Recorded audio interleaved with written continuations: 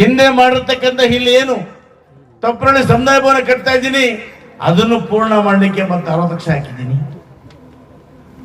ಈ ಭಾಗದಲ್ಲಿ ಏನೆಲ್ಲ ಕೊರತೆ ಇತ್ತೋ, ಯಾವ್ಯಾವ ಗ್ರಾಮದಲ್ಲಿ ಅಭಿವೃದ್ಧಿ ಇರ್ಲಿಲ್ವೋ ಎಲ್ಲಾ ಗ್ರಾಮಗಳನ್ನು ಎಲ್ಲಾ ಮುಖಂಡರ ವಿಶ್ವಾಸಕ್ಕೆ ತಗೊಂಡು ಗ್ರಾಮ ಪಂಚಾಯಿತಿಗಳ ಎಲ್ಲ ನಾಯಕರನ್ನ, ಪಂಚಾಯಿತಿ ಅಧ್ಯಕ್ಷರನ್ನ ಎಲ್ಲರೂ ವಿಶ್ವಾಸ ತಗೊಂಡು ಇವತ್ತು ಎಲ್ಲ ಕೆಲಸಗಳನ್ನು ಹಾಕಿದೆ.